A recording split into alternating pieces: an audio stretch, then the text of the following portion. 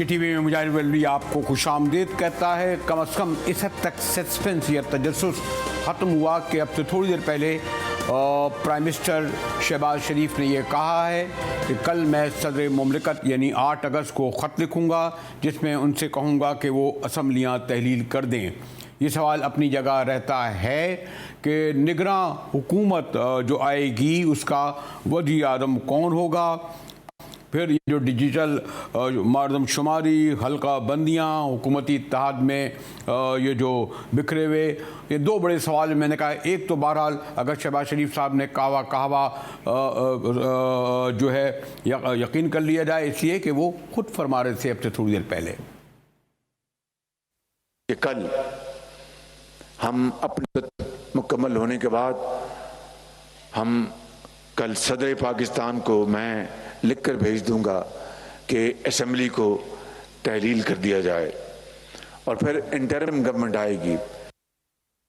आपने शहबाज शरीफ साहब को सुन लिया। मेरे साथ इंतहाई मोहतरम और हमारे सीनियर मोहतरम अयाज मीर साहब मौजूद हैं और मैं इनके सामने क्या कहूँ कि हमेशा इस्तिफ़ादा हासिल करता हूँ इनको सुनकर। कल भी मैं बड़ा सुनता था, अब तो बाकायदगी से भी सुनता हूँ। आज़मी साहब शुक्रिया कि आपने वक्त निकाला। कम अज़ कम एक इब्हाम तो दूर अभी शहबाज शरीफ साहब ने कर दिया कि कल यानी 8 अगस्त को वो प्रेसिडेंट को ख़त लिख देंगे, असम्बलियाँ तहलील हो जाएंगी। उसूलन तो होना ये था कि जनाब 60 दिन में इलेक्शन हो जाते, 90 दिन में इलेक्शन हो जाते अगर कल वो करते 8 को या 9 को, लेकिन फिर नए मरदमशुमारी का एक हफ़्ते पहले ऐलान किया। तो अब असम्बलियाँ तहलील तो हो जाएंगी, निगरां वज़ीर आज़म के नाम को भी सस्पेंस रखा जा रहा है। मरदमशुमारी ने तो खैर एक और इलेक्शन को तूल दे दिया। इस सारी सूरत हाल को अयाज मीर साहब किस तरह देख रहे हैं कि वह बड़े वेल प्लान तरीके से हो रहा है जो गेम प्लानर कर रहे हैं?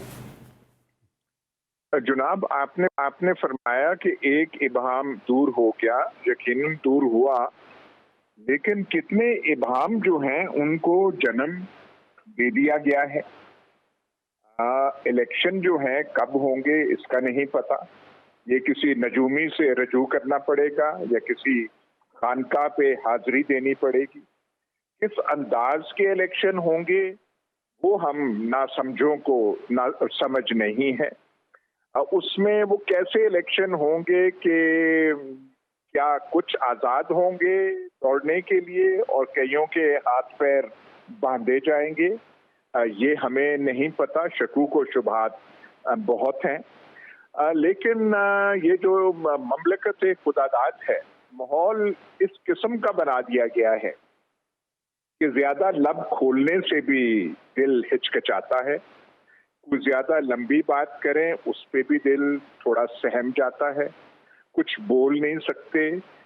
कई वो ये भी आता है कि किसका नाम लिया जाए, का नाम ना लिया जाए। ये तो बहुत ज्यादा इबहाम जो है वो वो पैदा हो चुके हैं और कम से कम जो हम जैसे जिनकी इतनी नाकिस राय है, महदूद राय है, वो इन सारे मामलात को समझने से कासिर है। लेकिन आज़मी साहब, एक हद तक ये तो हुआ कि आज शामत कुरैशी साहब ने चंद घंटे पहले एक प्रेस कॉन्फ्रेंस की और उसमें बहरहाल उन्होंने ये कहा कि हमारी कोर कमेटी के 3 इजलास हो चुके हैं, हम बाकायदगी इजलास कर रहे हैं, इलेक्शन की तैयारियां कर रहे हैं, रुजू कर रहे हैं इलेक्शन कमीशन से, यानी बाकायदा यानी कायम मकाम। फिर मरदमशुमारी पर उन्होंने सवाल उठाया। लेकिन शामत कुरैशी साहब जिस तरह आए हैं बड़े पुरएतमाद तरीके से जिस तरह बात कर रहे हैं, क्या इनके बारे में भी कोई इबहाम हमें होना चाहिए इनके कमिटमेंट के हवाले से?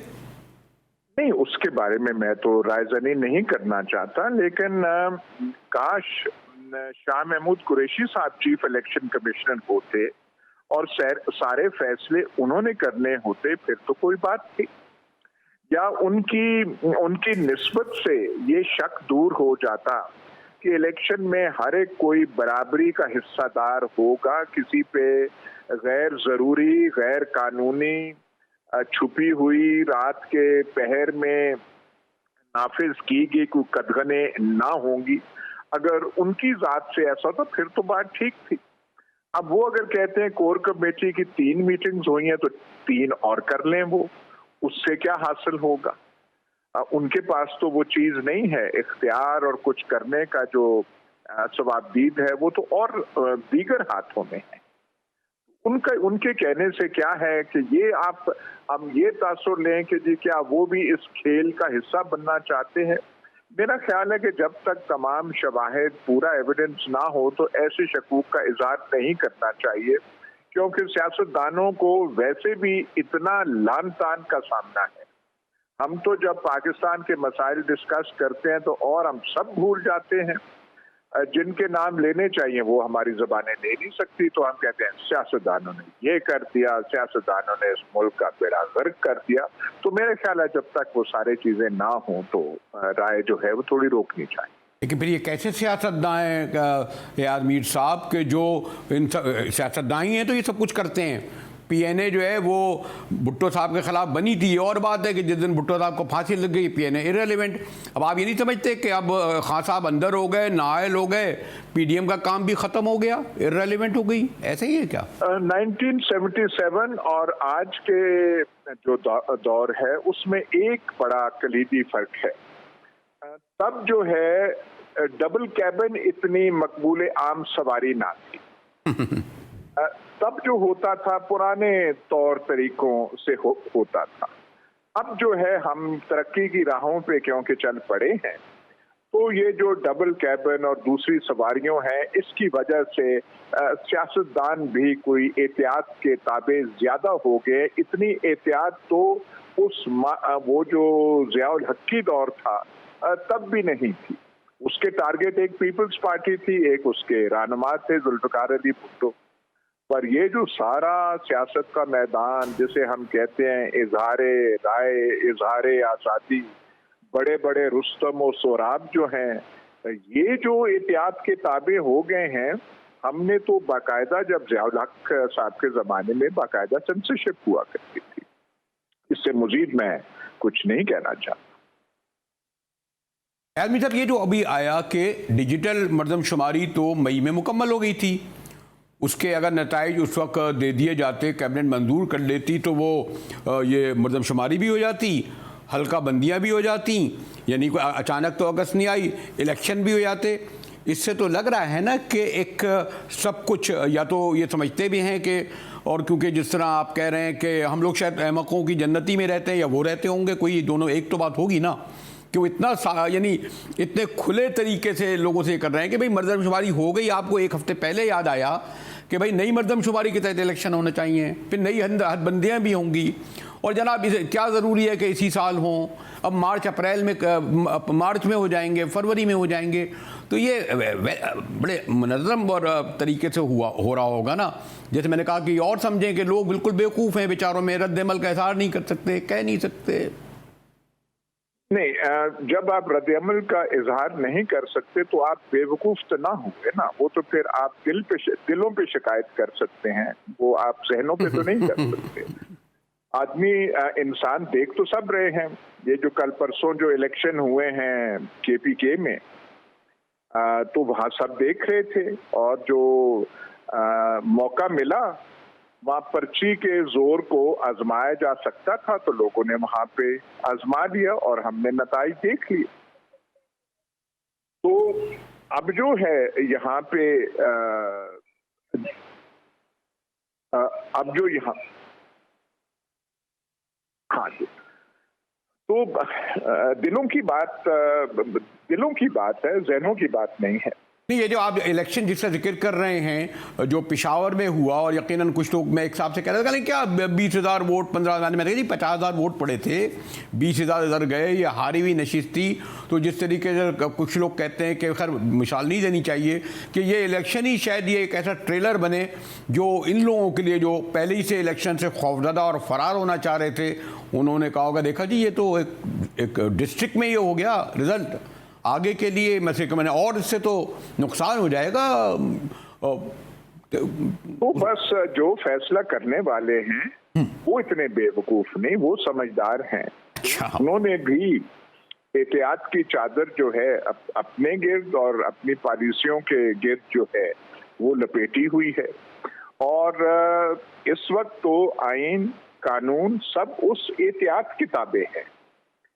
आइन और कानून जो मर्जी कहते रहें, पर अगर हमारी जो एहतियात है या एहतियात की समझ जो हमारी है हमें इजाजत ना दे, तो फिर कोई हमसे तवक्को ना करे कि हमने ये करना है या हम पे वो मजबूरी है। हम पे कोई मजबूरी नहीं है, होगा वो जो मिजाजे यार में आए, और मिजाजे यार में वो आएगा जो समझेंगे कि एहतियात के तहत हमने क्या करना है। तो इनसे तो काम जो लेना था वो तो ले चुके। अब गालिबन इस तरीके से जिस धूमधाम तरीके से हमारी इंफॉर्मेशन मिनिस्टर, हमारे सिंध के इंफॉर्मेशन मिनिस्टर, इनके वजीर हर वक्त टीवी इनके लिए हाजिर, हम सब 18 सरबसुजूद कैमरे लेकर हाजिर। तो अब ये आप नहीं समझते कि परसों के बाद ये पूरे सब इर्रेलेवेंट हो जाएंगे? अब जो भी निगरां आ रहे हैं वही देखेंगे या किस तरह देखेंगे, अलग बात कि फिर क्या इफादियत रह जाएगी इन लोगों की पार्टियों की जो अपनी इस पूरे अरसे में एक अपनी पॉलिटिकल फोर्स भी गालिबन शायद खो चुकी हैं, क्रेडिबिलिटी भी खो चुकी हैं, फेस करना भी इनके लिए मुश्किल होगा। ऐसा है या नहीं? ये अभी भी तक माशाल्लाह बड़े स्ट्रांग हैं। नहीं, चाहे अकबर आजम हो या हलाकू खान हो, सवालों की बहरहाल जरूरत पड़ती है।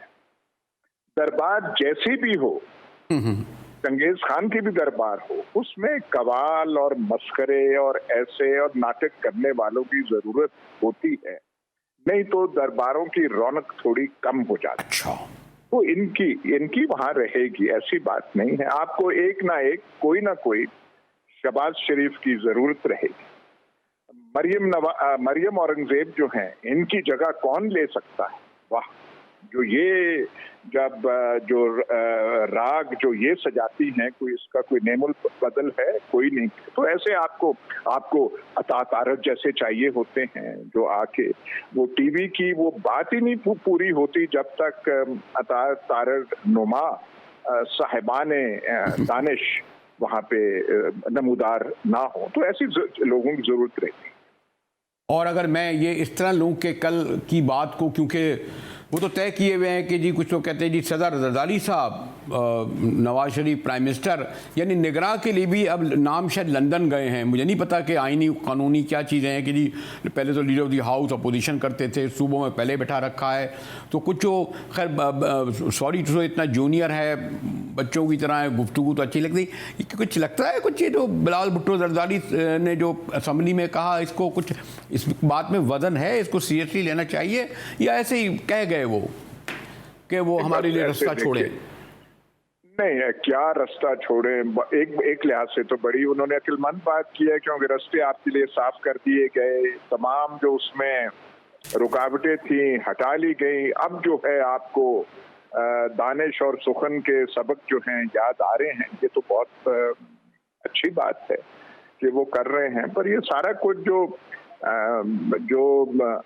आजकल की म्यूनिसिपल कमेटियां हैं, उन्होंने सारा झाड़ू शाड़ू सफाया वो कर दिया। इनके खिलाफ जो केसेस थे वो सारे खत्म हो गए।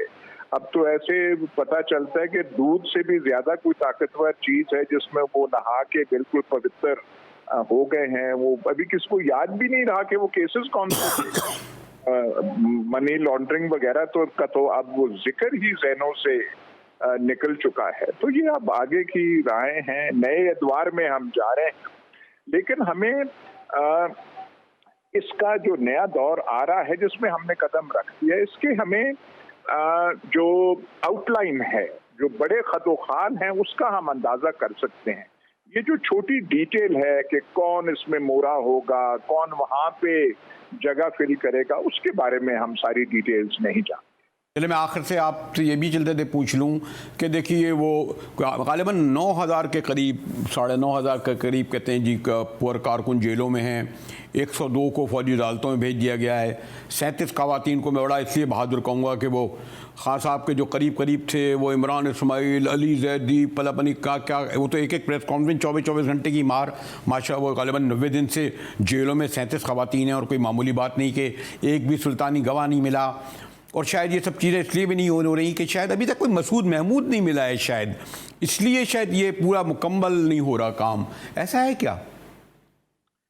नहीं, पर मेरे ख्याल यहाँ पे किसी मसूद महमूद का मतलूब नहीं है, वो और चीज थी, वो जो गुजरा हुआ जमाना था भुट्टो साहब का।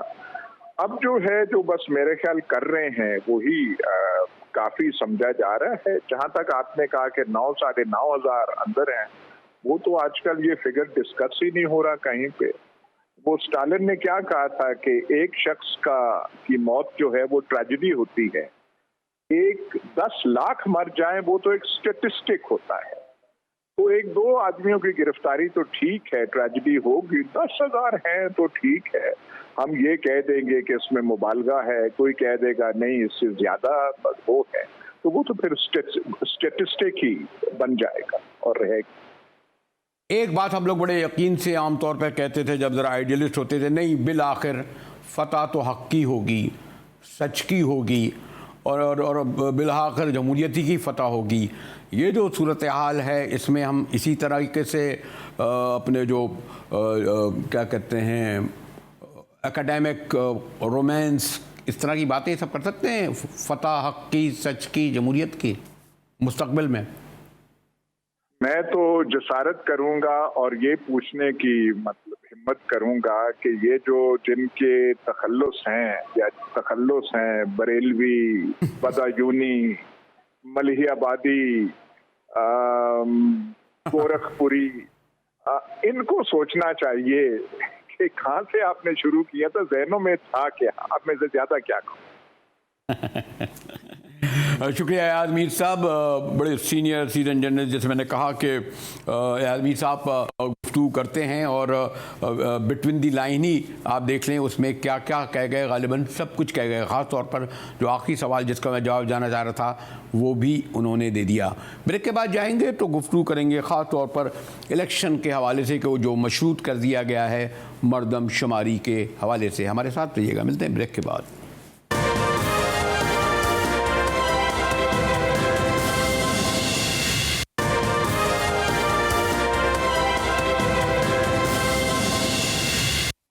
टीवी में एक बार फिर मुजाहिद वली आपको खुशामदीद कहता है। एक तो थोड़ी देर पहले प्राइम मिनिस्टर ने एक इबाहम कह लें या बहरहाल आइनी कानूनी तकादा था, यह ऐलान कर दिया कि 9 अगस्त को वो असम्बली की तहलील करने के सिलसिले में प्रेसिडेंट को ख़त लिख देंगे। और दूसरा निगरां कौन होगा, बड़ा सस्पेंस है, अभी तक कोई नाम नहीं सामने आ रहा। कोई जज कह रहा है, कोई वज़ीर ख़जाना कह रहे हैं। लेकिन एक अहम बात ये भी है कि ये जो जाते जाते एक और काम कर गए हमारे प्राइम मिनिस्टर साहब कि उन्होंने इलेक्शन को जो उसूली तौर पर 9 अगस्त के बाद 90 दिन में होने थे उसके लिए कह दिया कि वो मशरूत होंगे मरदमशुमारी से। और इस तरह अब 6 माह 8 माह देखें कितने लगते हैं। आज हमारे तहरीक इंसाफ के सीनियर वाइस चेयरमैन, सीनियर रहनुमा शाह महमूद कुरैशी ने एक प्रेस कॉन्फ्रेंस की और उसने नई मरदमशुमारी के हवाले से ये भी कहा कि ये तो मई में मुकम्मल हो चुकी थी, फिर जो है वो आखिर ताखिर से क्या हुआ। पार्टी की के बारे हवाले से कहा कि जी कोर कमेटी के 3 इजलास हो चुके हैं। देखिए खान साहब क्या कह रहे हैं। ये सेंसस के जो टैबुलेट हो चुका था, जो उसके रिजल्ट्स हैं वो मई में आ चुके थे। तो हमने इस पर भी गौर किया कि जब गवर्नमेंट के पास, पीडीएम सरकार के पास सेंसस के नताइज पाकिस्तान ब्यूरो ऑफ स्टैटिस्टिक्स ने मुरतब करके मई में इनके हवाले कर दिए, तो इजलास क्यों ना बुलाया गया। इजलास फौरी बुलाया जा सकता था और इस पर एक फ़ैसला हो सकता था। और उस फैसले की रूह से अगर उन्होंने इसको मंजूर करना था और उसकी रूह से नई हल्के बंदी होनी थी, तो वो असेंबलियां जो तहलील करने जा रहे हैं 9 तारीख को और जो 90 दिन की आईनी मुद्दत उन पर लागू होती है, उसके अंदर दोनों चीज़ें हो सकती थीं। यानी कि आइन की आर्टिकल 224 के तहत इंतखाबात भी हो सकते थे और हल्के बंदी की जो जिम्मेदारी नए सेंसस के बाद इलेक्शन कमीशन को सौंपी गई वो भी की जा सकती थी। ऐसा क्यों ना हुआ, ये भी काबिल गौर है। क्या ये कोई इलेक्शन को डिले करने की हिकमत अमली तो ना है? शहमद कुरैशी साहब को सुना। हमारे साथ मोहतरम अफजल खान साहब मौजूद हैं, सेक्रेटरी साबिक रहे हैं इलेक्शन कमीशन के। शुक्रिया खान साहब, आपने वक्त निकाला। ये जो नई डिजिटल शुमारी के ज़रिए इलेक्शन की नवीद दी गई है, बहरहाल एक ज़रूरी तो थे मरदमशुमारी के तहत कि 2.5 करोड़ नए वोटर आए थे, नई हल्का बंदी होंगी। लेकिन अभी शाह साहब भी कह रहे थे और आपको मुझसे ज़्यादा इल्म है कि ये तो मई में कंप्लीट हो गई थी। फिर ये सिर्फ एक हफ्ते पहले नई डिजिटल शुमारी के ज़रिए इलेक्शन और फिर क्यों ये कहा गया जनाब? एक तो जो आप और मैं जो जिसके पास CNIC है वो अल्टीमेटली 18 साल एंड अबव जो है वो उसका एंटाइटल है कि वो वोटर बन जाए, लेकिन उसको उसके पीछे जाना भी पड़ेगा और वो एक कानूनी शिक है कि आपने इलेक्शन, इसलिए कि इसका इख्तियार नादरा के पास नहीं है कि वो आपको वोटर बना दे। इसमें इलेक्शन कमीशन को कानूनी एक हक या इख्तियार या ऑब्लिगेशन दी गई है कि आप इनको और इसीलिए वो उनको कहते हैं कि जी आप ये अपनी रजिस्ट्रेशन कर लें तो हम आपका वो इंश्योर कर लें। अच्छा, बहरहाल आपका स्पेसिफ़िक सवाल है और मेरा आजिज़ाना स्पेसिफ़िक आंसर है कि ये तमाम वो प्रीटेक्स्ट हैं जिससे इंतखाबात में इल्तिवा का बहाना ढूंढा जा सके।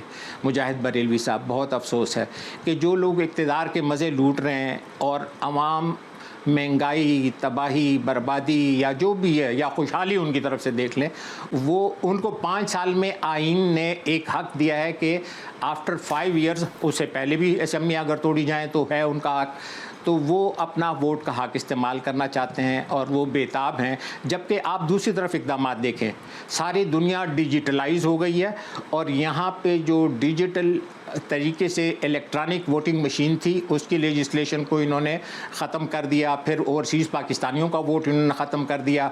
अब कभी एक बहाना होता है, कभी दूसरा बहाना होता है कि जी वो मुशर्रफ को एक चीफ़ जस्टिस ने 3 साल का टाइम दिया था कि आप 3 साल तक जो करें या आइन में भी तब्दीली करें तो कर सकते हैं। बात यह है कि ये 80 और 90 का दौर नहीं है, ये 2023 है और पाकिस्तान में हुक्मरान तो मज़े कर रहे हैं। एक हक होता है वोटर का।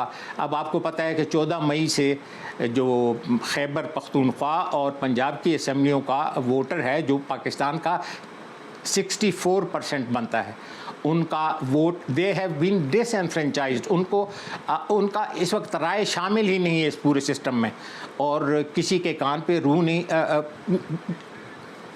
मैं खान साहब, आपने एक ही सवाल में तमाम मेरे और आने वाले जो सवाल थे उसको समो दिया है, वादे कर दिया है कि मरदमशुमारी के हवाले से भी उनके क्या मकासद हैं, और तो इस सब का मकसद यही है कि इलेक्शन को तूल दिया जाए, यानी 4 माह का तो कहा जा रहा है। कुछ लोग कहते हैं नहीं, अप्रैल से पहले कराना इसलिए ज़रूरी होगा कि अप्रैल के में इलेक्शन आते हैं सेनेट के। खैर कर वो भी कोई मतलब नहीं है, कोई बिल, कोई ऑर्डिनेंस कोई करके वो भी कर लेंगे काम। तो हम ये समझें कि इस साल तो हो नहीं रहे इलेक्शन, अगला साल जी क्या कहेंगे खान साहब? एक और दूसरी बात ये कि ये प्री पोल रिगिंग है, ये तमाम जो इस वक्त इकदामात हो रहे हैं या लेजिस्लेशन हो रही है, ये तमाम प्री पोल रिगिंग के ज़िम्मे में आती है। हम जब इंतखाबात होते थे तो हम उससे पहले ही ये जो यूरोपियन यूनियन है और दीगर जो ऑब्जर्वर्स हैं उनको हम एक दावतनामा देते थे कि जी आप आ जाएँ। वो आते अपने खर्चे से थे, लेकिन एक ये था कि जी ये बुलाए गए हैं और वो ये सारा कंडक्ट इलेक्शन से 6 महीने साल पहले का भी देखते थे कि कोई प्री पोल इलेक्शन धांधली तो नहीं हो रही, रिगिंग, ज्यादती, धांधली, कोई भी चीज़ जो इलीगली इमोरल हो तो, और उसके बाद इलेक्शन के दौरान भी देखते थे, फिर इलेक्शन के बाद भी जहां काउंटिंग का मसला शुरू हो जाता था तो ये तमाम चीज़ें ऑब्जर्व करके अपनी रिपोर्ट देते थे। तो बात यह है कि इस दफ़ा उन्होंने उनको भी नहीं बुलाया, इसलिए कि लगता है कि जो लोग ऊपर बैठे हैं उनका इंतखाबात कराने का इरादा नहीं, लेकिन ये फिर इलीगल होगा, अगेंस्ट द कॉन्स्टिट्यूशन होगा। बाकी आपकी मर्जी है, ज़बरदस्ती करते रहें। जी शुक्रिया अफजल खान साहब। आपने हमारा कहना है कि यूरोपियन यूनियन को नहीं बुलाया, और लेकिन आईनी जिम्मेदारी तो है कि नई मरदमशुमारी हो, इसके तहत इलेक्शन हो, आपकी यार अपनी जगह। और एक और अहम हसास मसला है वो केस हंगाम, यानी इलेक्शन निगरानों के नहीं, लेकिन उसका ताल्लुक़ पाकिस्तान के अवाम से है। यानी अगर दिसंबर 2023 के आखिर तक हमने पोलियो फ्री पाकिस्तान नहीं करा तो फिर हर पाकिस्तानी को हर एयरपोर्ट पर पोलियो के क़तरे पीने पड़ेंगे। मुझे भी इसका तजर्बा हो चुका है। क्या सूरत हाल है, इस पर गुफ्तगू करेंगे ब्रेक के बाद। हमारे साथ रहिएगा।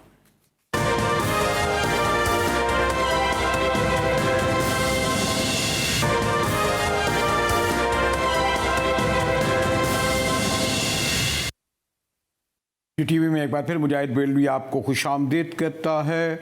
और बदकिस्मती से पाकिस्तान और अफ़गानिस्तान ही दुनिया में दो ऐसे मुल्क रह गए हैं जहां अभी भी पोलियो पर काबू पाया नहीं जा सका। बहरहाल इस बार से खुशाइन बात है कि साल गुज़िश्ता पोलियो के 20 केसेस हुए थे, लेकिन साल रवां में यानी अब कोई 8 माह में सिर्फ 2 केसेस रह गए हैं। हमारे साथ डॉक्टर शहजाद आसिफ हैं जो पोलियो ख़ात्मे के मुहिम के सरबराह हैं। शुक्रिया डॉक्टर साहब। जो मैंने कहा कही जाएगा कि साल गुज़िश्ता 20, इस बार 2, तो इस साल में हम समझें हम लोग 0 यानी पोलियो फ्री पाकिस्तान हो जाएंगे। जी, जो हमारा इंटरनेशनल कम्युनिटी के साथ वादा है वो नेक्स्ट ईयर का नहीं है, बल्कि उनके साथ हमारा जो कमिटमेंट है कि इस साल के दिसंबर तक हमारे पोलियो केसेस 0 हो जाएंगे। और अभी इंटरनेशनल मॉनेटरी फंड बोर्ड जो है, जो कि पोलियो प्रोग्राम को रिव्यू करता है साल में 2 दफ़ा, ये 1 महीना पहले उसकी मीटिंग हुई थी और उसके मुताबिक उन्होंने कहा है कि पाकिस्तान का polio programme is on course. हमारा ये ख्वाब जो है वो हकीकत बन सकता है अगर हम वो जो 2 से 3% बच्चे जो मुस्तकिल जिनके पेरेंट्स इनकार करते हैं, अगर हम उनको कतरा पिलाने में कामयाब हो जाते हैं तो। लेकिन डॉक्टर साहब, आपको भी इल्म है कि स्क्रीनों पर अखबारों में कैंपेन चलाना तो आसान है, मगर पाकिस्तान में ख़ास तौर पर रिमोट एरिया में, पसमानदा इलाकों में, हत्ता कराची के भी कुछ ऐसे हैं जहाँ बड़ा मुश्किल होता है ना लोगों को कन्विंस करना। ये जो बेचारे जान जोखों पे जाते हैं, दरवाज़ा खटखटाते हैं। कुछ शरई मसला भी कुछ जगह आ गया है, काफ़ी तादाद में लोग मारे भी गए हैं, ज़ख्मी भी हुए हैं बेचारे ये पुअर वर्कर। तो जी कन्विंस नहीं कर सके अभी तक हम क्या मुकम्मल तौर पर? जी मुजाहिद साहब, इसको मैं 2 पोर्शन में जवाब दूंगा। पहली बात तो यह है कि पाकिस्तान के 157 अजला है, जिनमें से 150 जो अजला है वो पिछले 2 साल से ज़्यादा, कम से कम 2.5 साल से पोलियो फ्री है। सिर्फ 7 अजला ऐसे हैं जहां पे पोलियो वायरस हम ख़त्म करने में कामयाब नहीं हुए, और वो साउथ के PK के 7 डिस्ट्रिक्ट्स हैं, बन्नू डिवीज़न और डेरा इस्माइल खान डिवीज़न। यस, वहाँ पे लोगों के रिलीजियस थोड़े से सेंटिमेंट्स ज़्यादा हैं, उनमें ये फॉल्स परसेप्शन है, गलत बिलीफ है कि ये पोलियो के कतरे जो है वो मजहबी तौर पे ठीक नहीं है। लेकिन वहाँ भी हमारे जो उलमा इकराम हैं वो हमारे साथ पूरा तावन कर रहे हैं, और यही उलमा इकराम जो थे इन्होंने पाकिस्तान के दूसरे ज़िला में भी हमारी बहुत मदद की थी, और जुम्मा के खुतबात में और जितने भी तरीके हैं, कॉर्नर मीटिंग्स, कम्युनिटी डायलॉग, जिरगा, इन सब चीज़ों के ज़रिए हम कम्युनिटीज़ को ये कन्विंस करने की कोशिश कर रहे हैं कि ये कतरे जो है वो मजहबी तौर पर भी जायज़ हैं, और यही वो कतरे हैं जो सऊदी अरब, दूसरे अरब ममालिक और इस वक्त अफगानिस्तान में भी फैलाए जा रहे हैं। शुक्रिया डॉक्टर आसिफ, आपने बहुत कम पूरे पस मंज़र के साथ इस सूरत को बता दिया। और चलते चलते मैं आपको ये भी दिलचस्प बताता चलूँ कि अभी मैं मई में गोवा, इंडिया में शंघाई कॉन्फ्रेंस में गया, तो ये हैरत की बात हुई कि हमें वीज़े के साथ पोलियो सर्टिफिकेट दिखाना पड़े, बल्कि वाघा के बॉर्डर पर मुझे कतरों का मज़ा भी चखना पड़ा पोलियो के। इसके साथ ही GTV से मुजाहिद बेलवी को इजाज़त दीजिए।